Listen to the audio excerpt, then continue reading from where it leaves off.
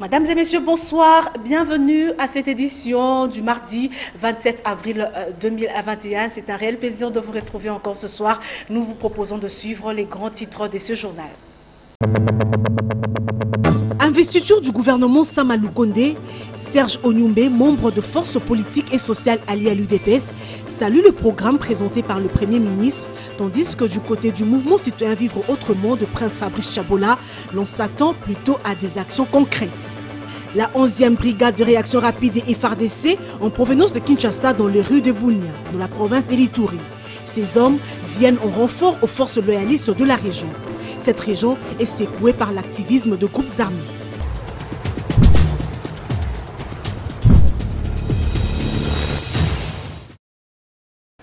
Bonsoir à tous. Le président de la République, Félix-Antoine Tshisekedi, séjourne en France depuis le dimanche dernier. C'est mardi 27 avril 2021. Il a eu un tête-à-tête avec son homologue français, Emmanuel Macron, à l'Élysée. Suivez plutôt l'extrait de leur discussion.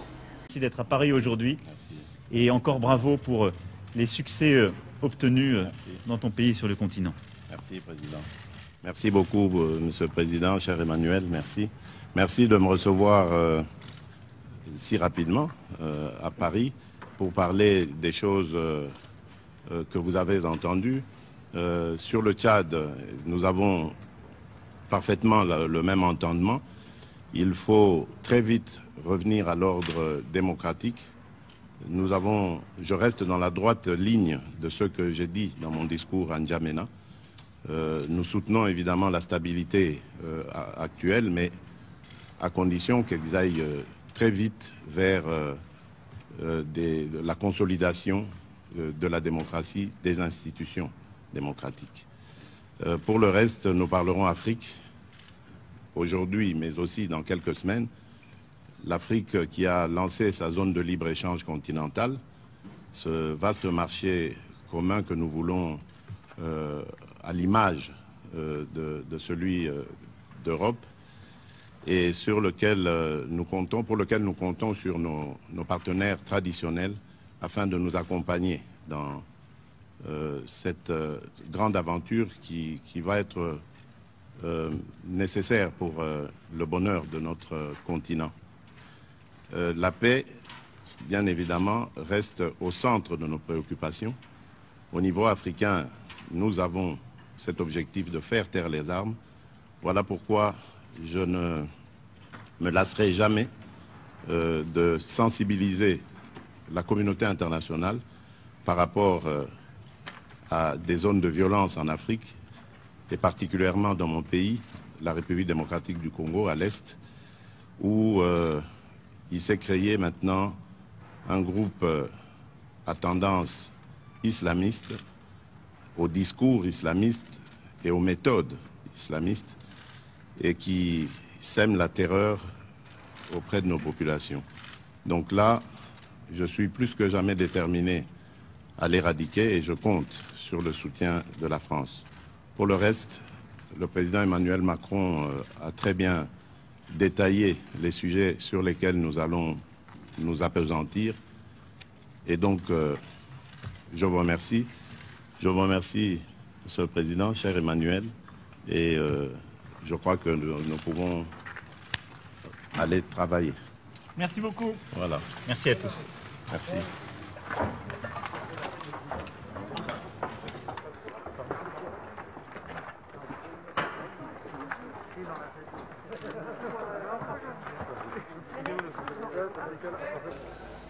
Le gouvernement Sama Lukonde Kyenge a été investi ce lundi 26 avril 2021 sans surprise. Sur le 412 députés nationaux qui étaient présents, 410 ont approuvé le programme triennal de 36 milliards de dollars américains présenté par le Premier ministre et 2 se sont abstenus. Retour sur cette plénière qui a ouvert les portes au tout premier gouvernement de l'Union sacrée de la nation dans ses commentaires de James Katambwa.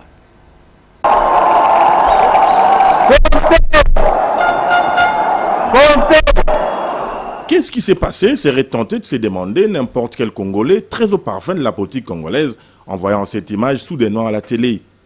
Les députés de l'Union sacrée et tous ceux de l'autre camp, debout, main en l'air, pour voter dans un même sens. Presque une fiction.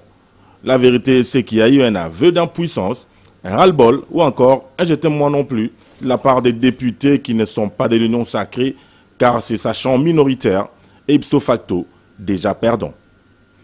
C'est le résumé de la cérémonie d'investiture du gouvernement Sama Lukonde de ce lundi 26 avril 2021. 412 députés étaient présents dans l'hémicycle et 410 ont approuvé le programme triennal de 36 milliards de dollars du gouvernement présenté par le Premier ministre Jean-Michel Sama Lukonde Kyenge quelques minutes auparavant. Le gouvernement que le président de la République m'a chargé de diriger vient soumettre à votre souveraine appréciation son programme d'action devant s'appliquer pour le reste de la législature en cours. Après, tout est très vite parti comme dans un TGV. 141 députés nationaux s'étaient inscrits pour poser leurs questions ou préoccupations au Premier ministre, mais seuls 10 ont pu prendre la parole avant qu'intervienne le député Lucien Kassongo et sa proposition transformée séance tenante en motion par les maîtres d'ouvrage Christophe Mbosso. Voilà pourquoi nous demandons aux honorables députés de la majorité d'investir ce gouvernement avant 18 h pour que demain les remises et reprises commencent et que nous puissions... Voilà. Honorables députés, chers collègues, l'intervention du collègue Lucien est une motion, n'est-ce pas? Vous êtes pour ça? Qui sont pour?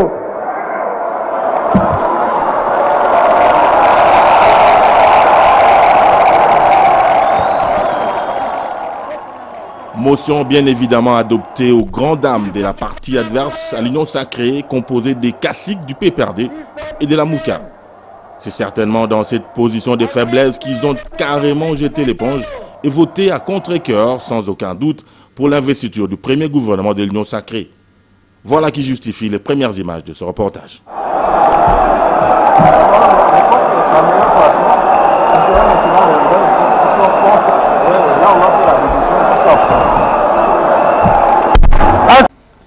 36 milliards de dollars américains, c'est ces coûts que coûte le programme du gouvernement présenté hier par le Premier ministre aux députés nationaux. Ces programmes élaborés pour le 3 ans restant du mandat Tshisekedi qui s'articulent autour de 15 piliers regroupés en 4 grands secteurs d'activité. Pour Leader Ngaziami, nous en donne les détails.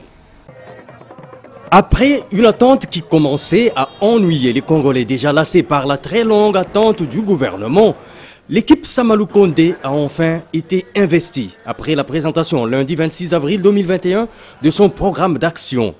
Ce programme, a fait savoir le chef du nouvel exécutif national, découle de la vision du président de la République, des consultations politiques que ce dernier a organisées en novembre 2020 et de la volonté du gouvernement, de l'Union sacrée de la nation de traduire cette vision sous forme de politique publique, c'est-à-dire d'actions, de mesures et des stratégies concrètes destinées à atteindre les objectifs du développement de la nation résumés notamment dans le plan national stratégique pour le développement.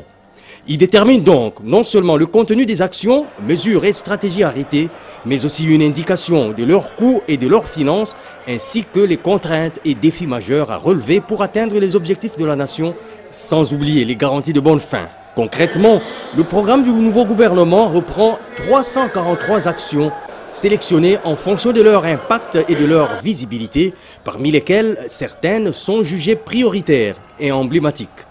Par ses actions, le gouvernement s'engage à faire de la RDC un État fort, prospère et solidaire en marche vers le développement. 3 ambitions qui se chiffrent à 36 milliards de dollars américains pour une période de 3 ans. Le programme du gouvernement est donc triennal et s'articule autour de 15 piliers regroupés en 4 grands secteurs d'activité, dont la mise en œuvre devra mener à la réalisation des ambitions sus-évoquées.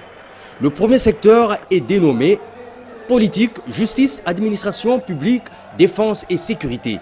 Ce secteur comprend 4 piliers de l'action gouvernementale, à savoir la pacification du pays et promotion de la réconciliation, de la cohésion et de l'unité nationale, le renforcement de l'autorité de l'État et promotion de l'État de droit ainsi que de la démocratie, la participation au leadership, à la consolidation de la paix, à la stabilité et au développement de l'Afrique, redynamisation de la diplomatie et la réhabilitation de l'image de marque du pays. Et comme 4e pilier, la lutte contre la corruption et les crimes économiques. Le deuxième secteur, visant l'économie et les finances, aligne 3 piliers, dont l'amélioration de la gouvernance dans la gestion des ressources naturelles, des entreprises du portefeuille et des finances de l'État, l'amélioration du climat des affaires et promotion de l'entrepreneuriat, ainsi que de la classe moyenne et la diversification de l'économie. Le troisième secteur, lui, concerne la reconstruction du pays. Il comporte 3 piliers. La modernisation des infrastructures de base et aménagement du territoire national, la promotion et développement des nouvelles technologies de l'information et de la communication et la lutte contre le changement climatique. Le dernier secteur, le secteur social, regroupe les 5 derniers piliers, à savoir l'amélioration des conditions sociales, logement, santé, éducation et emploi, le développement du secteur de l'eau et de l'électricité, la lutte contre la pauvreté et la marginalisation sociale, l'autonomisation de la femme et promotion de la jeunesse, et enfin la promotion de la culture, des arts, du sport et des centres de loisirs. Après présentation du discours-programme prononcé devant les élus du peuple par le Premier ministre Jean-Michel Sama Lukonde, le parti politique allié à l'Union sacrée dont le FPAU, entendait force politique et sociale alliée à l'UDPS, salue le dit programme gouvernemental alors que le mouvement citoyen Vivre Autrement, structure de la société civile, attend plutôt voir le chef du gouvernement les résultats satisfaisants. Sylvain Kapombo, le programme gouvernemental Sama Lukonde repose sur 15 piliers répartis dans 4 domaines, a fait savoir le Premier ministre devant les représentants du peuple le lundi 26 avril 2021. Un programme salué par Serge Onyumbe, coordonnateur de la structure Jeunes et Vieux et membre adhérent du parti politique Force politique et sociale alliée à l'UDPS. Saluons, comme vous le savez, il y a 2 urgences qui sont posées à la République démocratique du Congo. La première, c'est de la remettre sur les rails, comme on dit. Il fallait un gouvernement d'urgence en tant qu'institution de la République. Il y avait crise et aujourd'hui nous sommes, disons-le, en train de résoudre la première partie de la crise en investissant ce gouvernement. Et ensuite, il y a l'autre partie, l'urgence, c'est répondre aux réformes qui s'imposent pour la sécurité, pour les cas d'espèce, la santé, l'éducation et tout ce que nous connaissons. Nous disons donc que la présence ou l'investiture du gouvernement Sama Lukonde est la bienvenue pour le Congo tout entier. Tout en saluant l'investiture du gouvernement, Prince Tchabola, coordonnateur du mouvement citoyen Vivre Autrement, attend voir de Sama Lukonde les résultats escomptés. L'investissement de ce gouvernement, nous, c'est justement une fierté ou encore un espoir, s'il faut le dire comme ça, étant donné que nous étions restés longtemps dans l'attente. C'est déjà entendu. Un discours que nous, on n'a pas beaucoup plus voulu nous attendre là-dessus, et nous attendons beaucoup plus des actes, hein, les actions, s'il faut le dire, et les réponses aux différentes préoccupations des bases qui ne nécessitent pas de discours. Nous connaissons qu'il y a la sécurité à l'Est. Nous connaissons que la vie des Congolais, le panier de la ménagère, pose problème. Donc le panier n'est plus à même de se faire remplir par rapport à nos budgets ou encore à nos revenus. Ce sont des problèmes fondamentaux justement sur lesquels il faut se pencher. Il n'y a pas de discours à faire là-dessus parce que le problème du Congo est connu. Donc nous voulons le voir à l'œuvre et nous espérons, nous restons confiants quant à la suite des attentes de la population. Mais une certaine opinion estime que l'adresse du chef de l'exécutif national est un discours démagogique. Faux, a rétorqué les membres des FPAU que dirige le patriarche Kitenge Yesu. Je crois qu'ici, il n'est pas question de promesses fallacieuses, il n'est pas question de démagogie, il est question de réalisme. Qu'à cela ne tienne, le peuple congolais attend du gouvernement Sama Lukonde deux choses prioritaires, à savoir la paix et les pains. Et justement, parmi les priorités du gouvernement Jean-Michel Sama Lukonde, c'est le retour de la paix, surtout dans les provinces situées à l'est du pays. Un ouf de soulagement pour les Ituriens. La 11e brigade de réaction rapide en provenance de Kinshasa, dans le rue de Bounia, c'est samedi 24 avril. Ces hommes viennent en renfort aux forces loyalistes de la région, selon les cris d'alarme de la population qui n'a pas laissé indifférent le chef de l'État, Félix Antoine Tshisekedi. Les détails dans ce reportage. Suivez. Sourire aux lèvres et le visage rayonnant de joie. C'est l'expression observée aujourd'hui au sein de la population iturienne dès l'entrée de la 11e brigade commando des réactions rapides. C'est sur instruction du commandant suprême que les forces armées sont à la phase de déploiement avec de nouvelles unités pour sécuriser davantage la population, ainsi éradiquer l'insécurité. Le chef de l'État et commandant suprême des forces armées a répondu aux cris de détresse de sa population dans la province de l'Ituri. Je demande à tous de bien se tenir parce que notre riposte sera impitoyable et nous jusqu'à l'éradication totale de cette violence à l'Est. C'est le sens de l'arrivée de la 11e brigade de réaction rapide en déploiement ici à Bounia. Dans le reste de l'actualité, le complexe scolaire Les Aiglons, situé à la Cité Verte dans la commune de Selembao, sensibilise les élèves sur la culture de la lecture à l'occasion de la semaine dédiée à la lecture. Popol Ziakwaou, Patrick Borel, Mukendi. La lecture est l'un des piliers pour la formation des élèves. Conscient de cette réalité, le complexe scolaire Les Aiglons à la Cité Verte dans la commune de Selembao, à travers cette semaine dédiée à la lecture, recommande à ses élèves de faire de la lecture leur cheval de bataille pour une bonne évolution intellectuelle. Ce qui est important pour les enfants quand ils terminent le cycle primaire, ils doivent être aussi en mesure de lire, d'écrire et de calculer aussi. C'est l'une des bases pour la formation des enfants, surtout pour le cycle primaire. L'enfant doit être en mesure de lire. Alors, je vais un peu prodiguer quelques conseils aux enfants par rapport à l'utilisation des livres.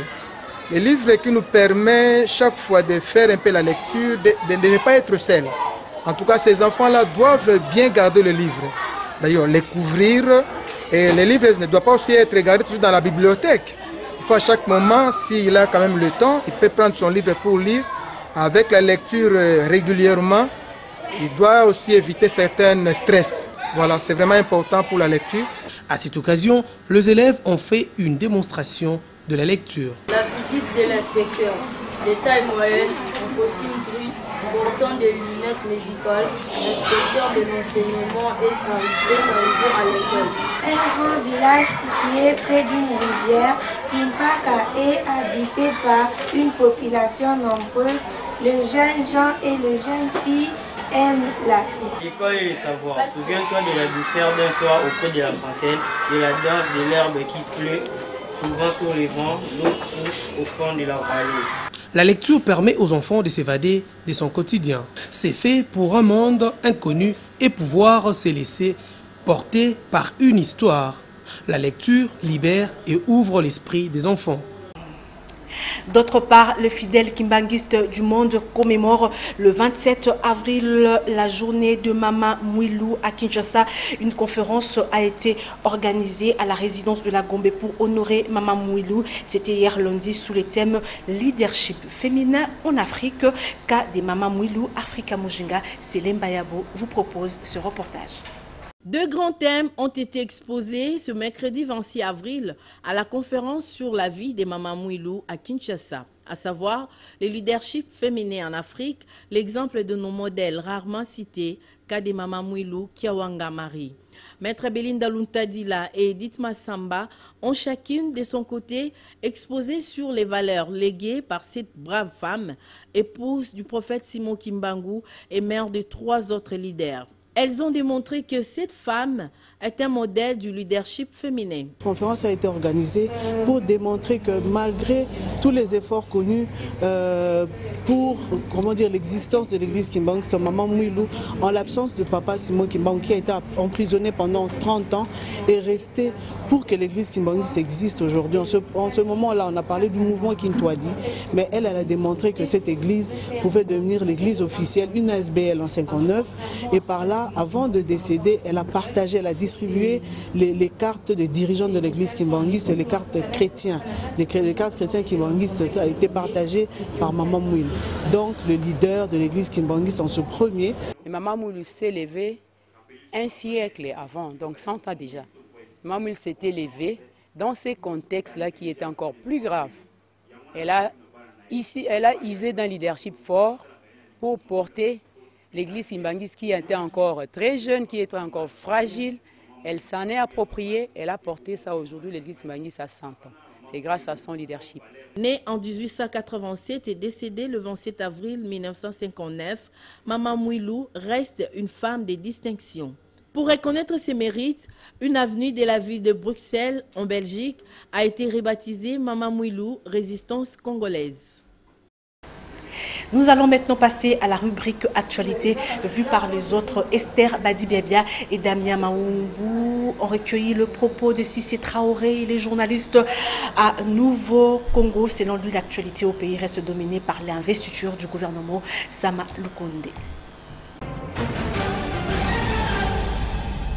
L'investiture du gouvernement Sama, le gouvernement qui désormais est investi par l'Assemblée nationale, et peut maintenant prester en tant que tel parce que les députés ont accepté que ce gouvernement travaille. Alors, donc, il y a eu 410 sur 412 votants, 410 qui ont accepté d'investir le gouvernement. Et puis bon, à part ça, les remises et reprises ont déjà commencé, déjà ce mardi dans certains portefeuilles. Il y a aussi la question de l'insécurité à l'Est. Un commando d'environ 1500 hommes a été envoyé à Nitori par le président de la République. Question d'aller pacifier cette partie de la République.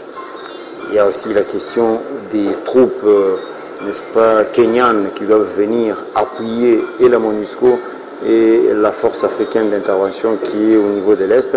C'est pour bientôt là, parce que la décision avait déjà été prise par le président de la République. Au total, 344 actions qui sont prévues dans ce programme du gouvernement Sama Lukonde, les tout répartis en 15 piliers et 4 grands blocs.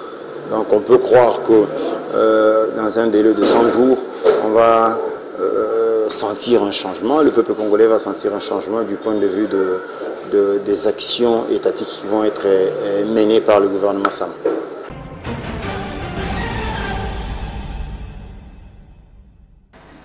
Nous allons maintenant ouvrir la page sportive de ce journal pour vous dire que le président de la Fédération congolaise de boxe, Ferdinand Ilunga Luyoyo, a été désigné président de l'amicale de présidents de fédération par les dirigeants qui ont participé à la grande réunion tenue le dimanche dernier au restaurant El Africano de la Gombe. C'était en présence de Patrick Borel Mukendi et Rigo Moulopo.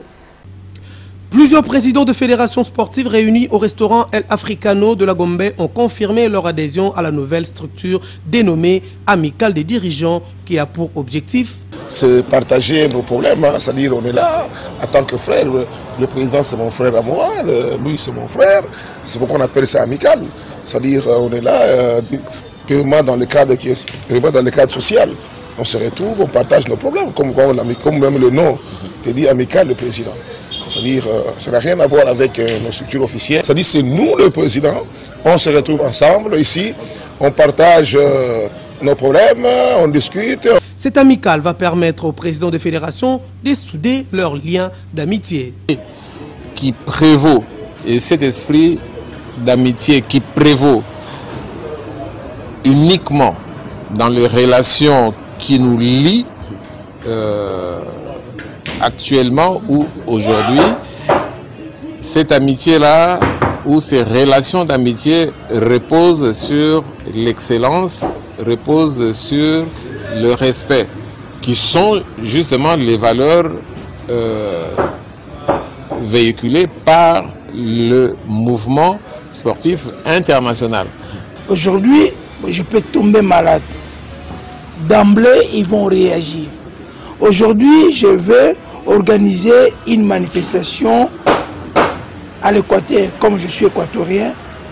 D'emblée, parmi les présidents ici, peuvent aussi donner leur appui pour que je puisse organiser et cette manifestation-là, que ce soit une réussite. C'est à l'unanimité que les membres de cette amicale ont choisi le président de la Fédération congolaise des boxe, le général Ilunga Luyoyo Ferdinand, comme coordonnateur de cette amicale.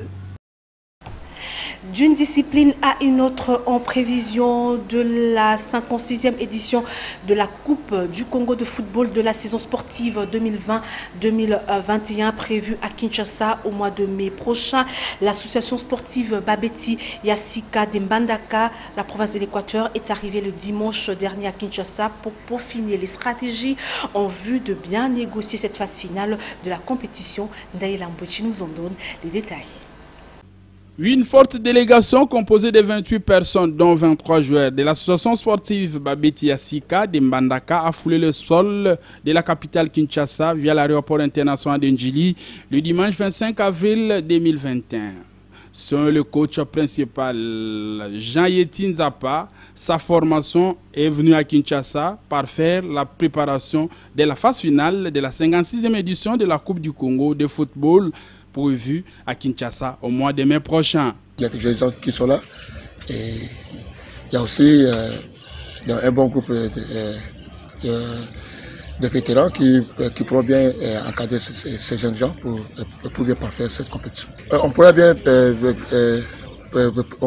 programmer le match amicaux par rapport à la date et sinon on est là et on va trouver des équipes de la Ligue 2 et affronter aussi les équipes de la Ligue de Ligue 1 pour bien décompresser tous ces gamins qui sont avec nous.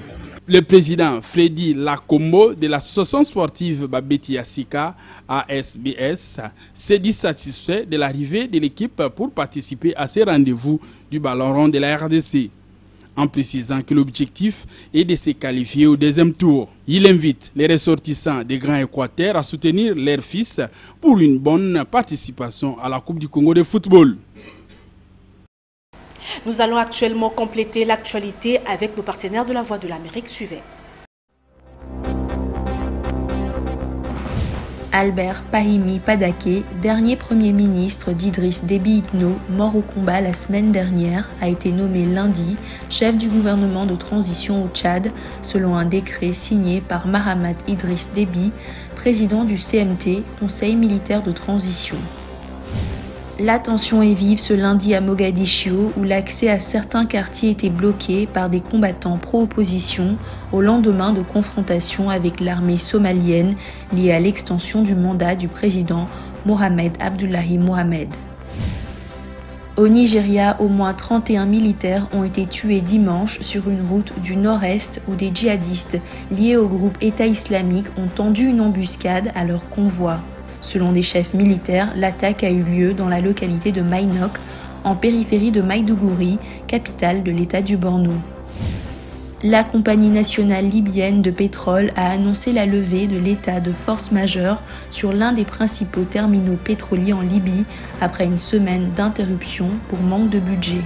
Elle envisage la relance prochaine de la production et des exportations. Mesdames et messieurs, ce journal est terminé. Merci à vous tous qui l'avez suivi. Nous allons prendre le rappel des titres. Investiture du gouvernement Sama Lukonde, Serge Onyumbe, membre de force politique et sociale alliée à l'UDPS, salue le programme présenté par le Premier ministre, tandis que du côté du mouvement citoyen Vivre Autrement de Prince Fabrice Chabola, l'on s'attend plutôt à des actions concrètes. La 11e brigade de réaction rapide et FARDC en provenance de Kinshasa dans les rues de Bunia, dans la province d'Elitouri. Ces hommes viennent en renfort aux forces loyalistes de la région. Cette région est secouée par l'activisme de groupes armés.